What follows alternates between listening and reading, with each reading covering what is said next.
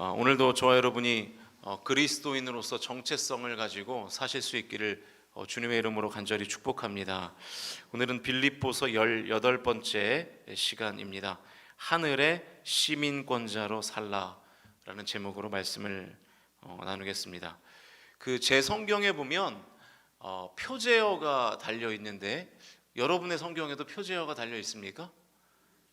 네, 안 달려 있는 성경을 가지고 계신 분들은 성경을 새로 하나 사십시오. 네, 달려 있는 성경이 좋은 성경입니다. 왜냐하면 그 표제어만 봐도 그 뒤에 내용이 어떤 내용인지를 대충 감을 잡을 수 있기 때문에 가급적이면 표제어가 달린 성경을 보시는 것이 좋습니다.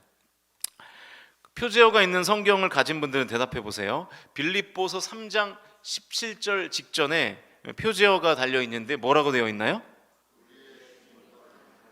그렇습니다. 우리의 시민권은 하늘에라고 되어 있죠. 오늘은 그 하늘 시민권에 관한 내용입니다.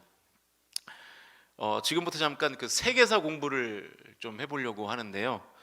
새벽부터 죄송하긴 한데 이걸 조금 해야 오늘 말씀이 좀 더 와닿기 때문에 어쩔 수가 없겠습니다. 잠깐만 역사 얘기를 좀 하겠습니다. 그 바울이 빌립보에 오기 전에 한 100년 전쯤에, 그러니까 BC 한 42년경입니다. 그때 로마의 황제였던 율리우스 카이사르, 우리가 흔히 시저라고 얘기하는 그 사람입니다. 그 시저가 이 친구 브루투스에게 살해당하죠. 그래서 그런 유명한 말이 생겼죠. 브루투스 너마저라는 이 표현이 생기기도 했는데, 이 시저를 죽인 브루투스와 함께 연합한 카시우스 군대가 또 안토니우스와 옥타비아누스가 연합한 이 군대와 내전을 벌여요. 그런데 안토니우스와 옥타비아누스의 군대가 승리를 합니다. 그래서 이 안토니우스와 옥타비아누스의 승리로 그 군대가 받는 하사품이 어디였냐면 이 빌립보라는 지역이었어요. 그래서 그 땅을 주면서 이제 로마의 식민지로 빌립보를 삼은 것이죠. 그러다가 이 안토니우스와 옥타비아누스가 또 싸워요. 같이 승리했다가, 원래 이렇게 한 하늘 아래 왕은 두 명이 있는 법이 없잖아요. 그래서 또 싸우는 거예요. 그게 이제 그 유명한 악티움 해전이라는 전쟁이었는데, 이 전투에서 또 옥타비아누스가 승리하면서 로마 전체의 황제가 누가 되냐면 옥타비아누스가 되는 거죠. 황제가 된 옥타비아누스는 이 전쟁에서 진 안토니우스의 해산된 군대를 또 이제 빌립보에 보냅니다. 그리고 또 자신의 퇴역 군인들을 또 빌립보에 보내죠. 이때부터 이제 빌립보가 특별한 대우를 받기 시작해요. 그러니까 작은 로마처럼 대우를 받기 시작했고요. 로마 시민들이 누리는 모든 법적인 그리고 문화적인 혜택을 다 받게 되죠. 게다가 재밌는 것은 빌립보 이외 지역은 여전히 그 야만 민족들이, 그러니까 다시 말하면 문명이 없는 민족들이 살고 있었습니다. 그러니까 빌립보가 가운데 있고 그 주변 지역들은 다 문명이 없는 사람들이 살고 있었던 것이죠. 그런데 빌립보는 그 로마의 화려한 문명과 그리고 문화적인 모든 혜택을 다 누리면서 살 수 있었던 것이죠. 야만 세계에 둘러싸여 있는 문명 지역이 바로 빌립보였습니다. 그러니까 이 빌립보 사람들은 자기 자신이 로마 시민이라는, 우리도 로마 시민권을 갖고 있다는 것에 대해서 대단한 자부심을 가지고 있었어요. 예전에 우리가 그 미국 시민권을 가지면 대단해 보였던 것처럼. 근데 지금은 아니죠. 지금은 뭐 우리나라가 더 낫지 않습니까? 근데 예전에는 뭔가 미국에 살고 그 미국 시민권을 갖고 있으면 뭐 대단한 사람이다 이렇게 생각했던 것처럼, 그 당시에 로마 사람들이 시민권을 가지고 있다라는 것을 굉장히 자랑스럽게 여겼습니다. 그러니까 여러분, 빌립보 지역에 사는 사람들의 당시에 빌립보 지역에 사는 사람들의 시민권에 대한 개념이 이랬어요. 대단한 자긍심, 대단한 자부심을 가지고 있었어요. 내가 로마의 시민권을 갖고 있다는 사실에 대단한 자부심과 프라이드를 갖고 있었죠. 여러분도 그러시나요? 내가 대한민국의 시민이다 라는 것에 자부심을 갖고 계십니까? 거의 없죠, 우리는. 네. 이런 역사적인 배경을 가지고 오늘 본문을 보시면 조금 이해가 쉽습니다. 17절 같이 읽겠습니다. 17절 시작. 형제들아 너희는 함께 나를 본받으라. 그리고 너희가 우리를 본받은 것처럼 그와 같이 행하는 자들을 눈여겨 보라. 사도 바울이 빌립보 교회 성도들에게 나를 본받으라 지금 이렇게 말하고 있어요. 또 바울이 속한 우리를 본받으라 이렇게 말하고 있습니다. 여기서 말하는 우리에는 아마도 디모데와 에바브로디도가 들어갔던 것 같아요. 바울이 완전하게 살기 때문에, 그러니까 바울이 완벽한 삶을 살기 때문에 바울을 본받으라고 말하는 걸까요? 우리는 그렇게 보통 그동안 성경을 해석해 왔죠. 그런데 사실은 이 본문의 문맥을 보면 그건 아닙니다. 17절 말씀은 17절 이전의 말씀과 연관되어서 살펴봐야 되는 것이죠. 어제 우리가 어떤 메시지를 살펴봤죠? 정체되지 말고 추구하라, 그런 메시지였잖아요. 그러니까 바울이 나와 우리를 본받으라고 자신 있게 말할 수 있는 것은 바울의 모습이 아니라 태도를 본받으라는 거예요. 지금 내 모습이 완전하니까 나를 본받아야 돼 라고 말하는 것이 아닙니다. 정체되지 않고 표대를 향하여 달려나아가는 그런 나의 삶의 태도를 너희들도 본받아라, 그 얘기예요. 그러니까 너희들도 정체되지 말아라. 너희들도 추구하는 인생을 살아라. 표대를 향하여 달려가라. 부르심의 상을 향하여 달려가라. 그런 나를, 나도 그렇게 행하고 있는데 그런 나를 본받으라, 그런 뜻이죠. 그 태도를 본받으라는 거예요. 계속해서 18절 말씀입니다. 읽습니다. 시작.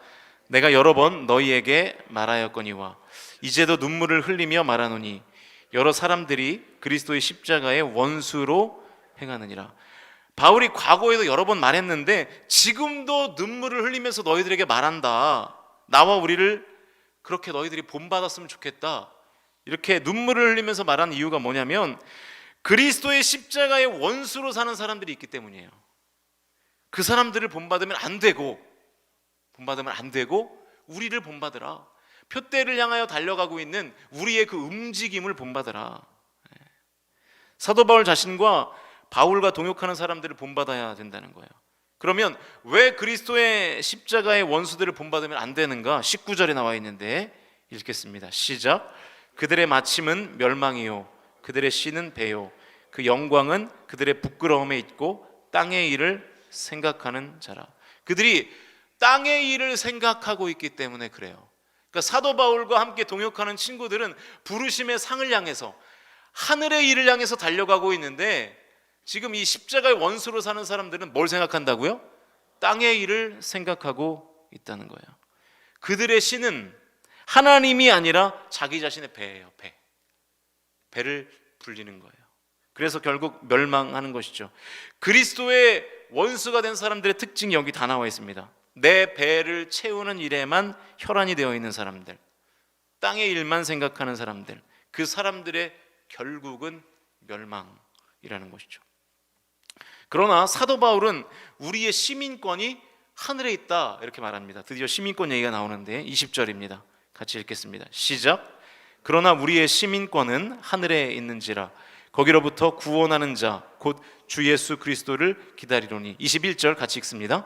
그는 만물을 자기에게 복종하게 하실 수 있는 자의 역사로 우리의 낮은 몸을 자기 영광의 몸의 형체와 같이 변하게 하시리라.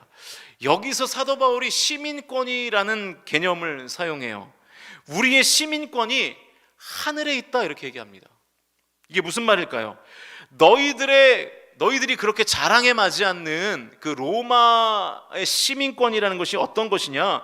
너희들이 야만 세계에 둘러싸여 있지만 너희들은 로마의 법적, 문화적, 행정적인 혜택을 다 누리게 해주는 것이 지금 너희들이 자랑스럽게 여기는 그 시민권 아니냐?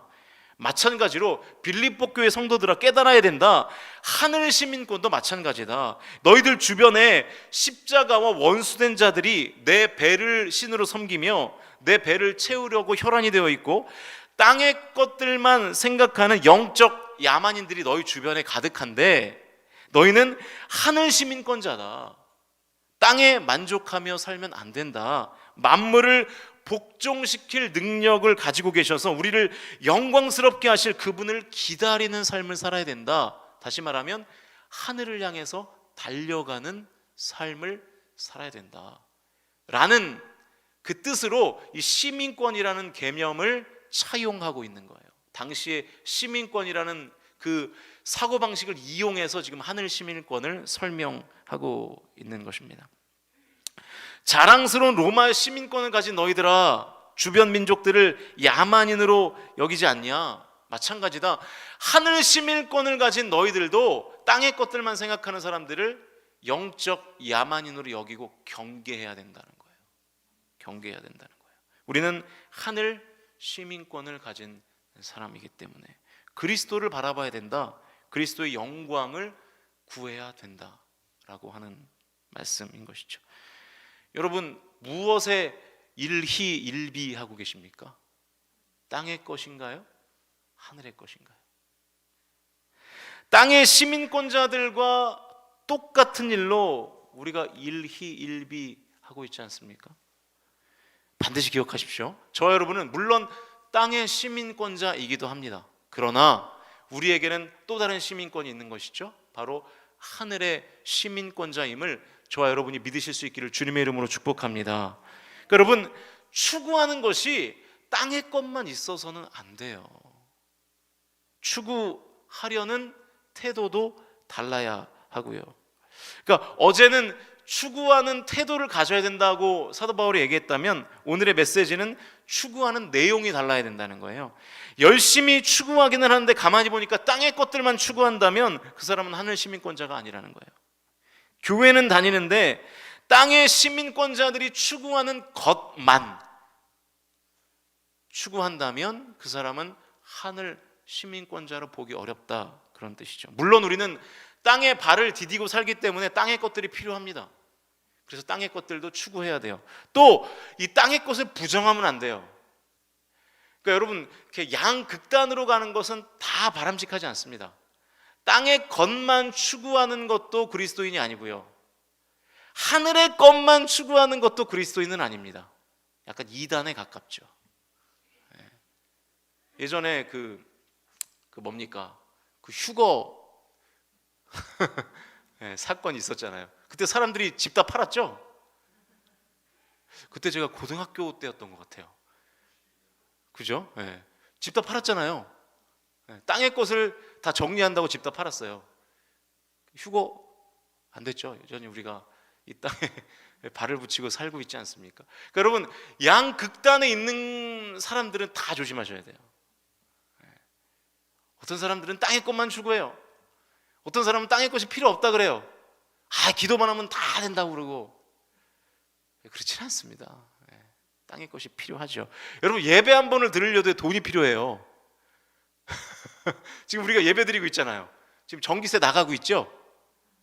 기도하면 전기세 우리가 안 내도 되나요? 그렇지 않습니다. 다 돈이 들거든요.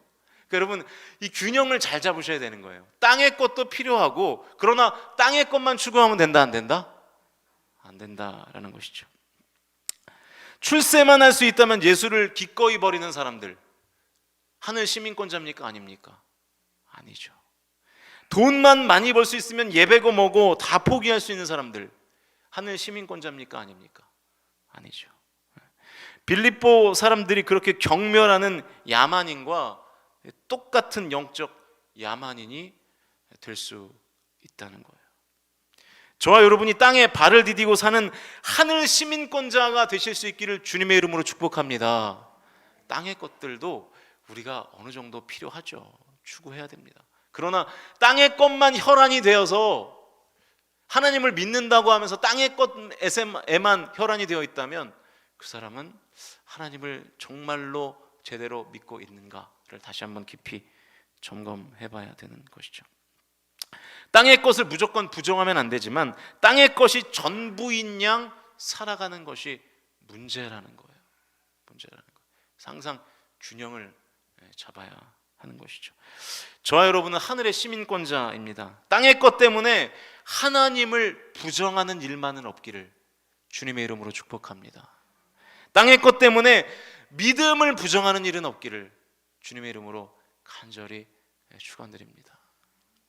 그래서 여러분, 내가 어디에 있든지 예수 그리스도를 믿는 사람인 것이 드러나야 돼요. 드러나야 돼요. 우리가 세속 도시에 살지만 그 세속 도시에 사는 삶 가운데에도 내가 크리스천인 게 드러나야 돼요. 제가 예전에 참 재밌는 일이 있었는데, 그 미용실을 처음 가는 미용실을 갔어요. 울산에서 있었던 일은 아닌데, 미용실을 갔더니 제가 이제 낮에 가니까 그 헤어 하시는 그 분이 물으시더라고요. 아니 고객님 무슨 일을 하시길래 낮에 오시냐고. 그래서 제가 이제 저도 좀 재밌는 걸 좋아해가지고 제가 또 물어봤어요. 무슨 일을 하는 것 같으세요? 이렇게 물어봤더니 자동차 세일즈 하세요? 그러더라고요. 그때 제가 머리가 이렇게 막 짧고, 그때 뭐 더 젊었으니까 막 낮에 세일즈하는 분은 낮에 막 돌아다니잖아요. 그러다가 이제 잠깐 미용실을 들른 걸로 생각을 하더라고요. 제가 그때 회개했어요. 얼마나 목사 티가 안 나면은, 한편으로는 내가 너무 잘생겨서 그런가 막 이런 생각을 하다가도 아 그게 아니구나. 내가 너무 내 이 모습에서 이 경건함이 묻어나지 않는구나. 네, 이런 생각을 했는데, 여러분 우리의 삶에서, 여러분의 직장의 현장에서, 여러분의 사업장의 현장에서, 여러분의 가정에서, 여러분의 집 근처에서 여러분이 그리스도인인 티가 나야 돼요. 티가 나야 돼요. 저 사람은 이상하게 남을 잘 도와, 이상하게 친절해. 근데 알고 봤더니 뭐예요? 교회 다녀요. 그렇게 티가 나야 된다고요. 여러분 티나는 신앙생활 하실 수 있기를 축복합니다. 그래야 하나님의 복이 임하고 하나님의 은혜가 임하는 것이고, 그것이 내가 하늘 시민권자로 사는 것입니다. 그러니까 여러분 좀 믿지 않는 사람들보다는 조금 손해 봐야 돼요. 어쩔 수 없습니다. 근데 그 조금의 손해를 안 보려고 그러니까 자꾸만 교회가 욕을 먹는 거예요. 조금 손해 봐야 됩니다. 그렇게 사실 수 있기를 축복합니다. 저 여러분은 땅의 시민권자이기도 하지만 하늘의 시민권자이기도 합니다. 항상 이 두 정체성을 가지고 어디에 있든지 이 두 정체성을 가지고 살아가실 수 있기를 주님의 이름으로 간절히 축원합니다.